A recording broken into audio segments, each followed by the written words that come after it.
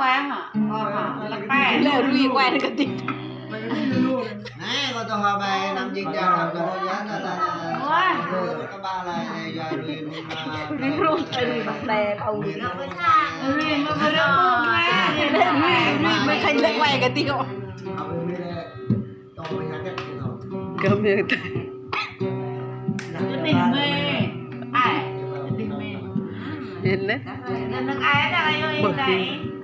Đây là tình bánh xào. Đây là mi. Cái mình mê Blackpink còn.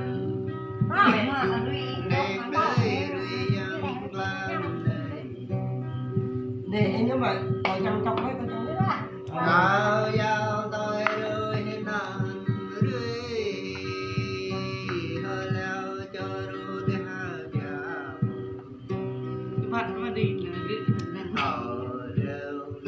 có hạ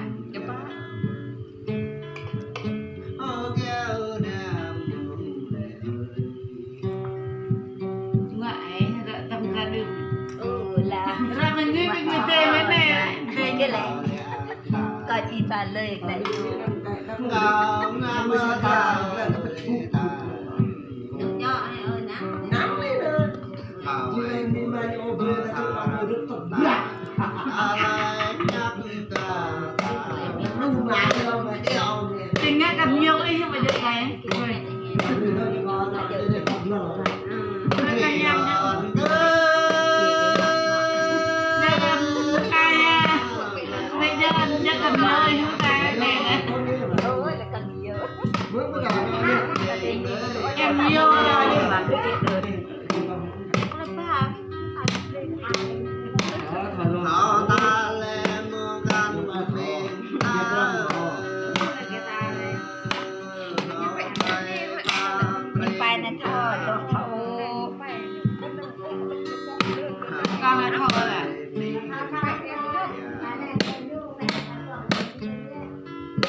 họ đi tầm Có lẽ ta để nhau đi. quen đi Gần đấy.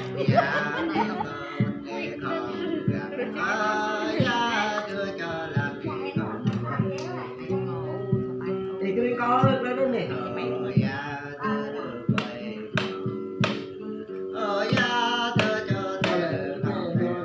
Cái thùng cái này nó có hộp đấy. thì hiện ra một cái hả Tụi người ta thôi thôi rồi theo lập theo đầu tiên là có về đây đồng nghĩa còn để rau tình con đi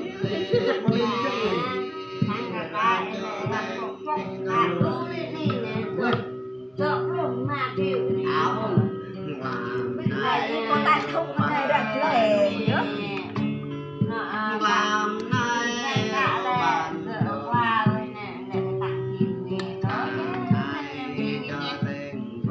tập cái môn bài này sao không đâu mà anh đủ lắm rồi tập cái bài nó sẽ được đâu mà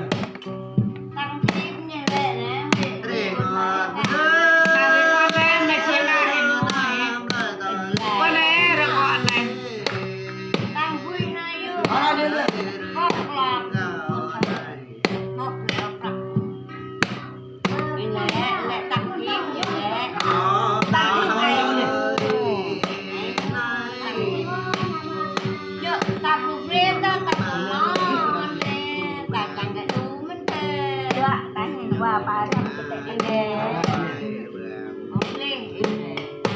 đọc đi cầm như dạ lên nụ ương người ba người dưới như này lên qua đây là nụ ương với mẹ người có đừng lên cho chọc đọc đi qua đây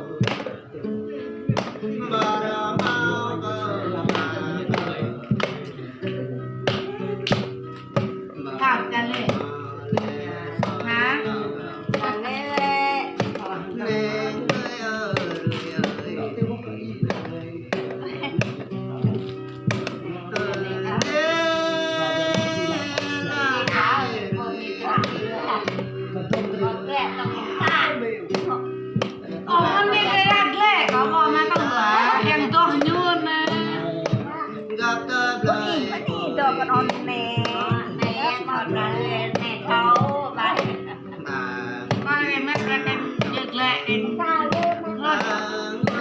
ê tốt lên này chị không đấy rồi không đến ăn đâu ba cho nó cho bia nè thôi là lì bia bắt đầu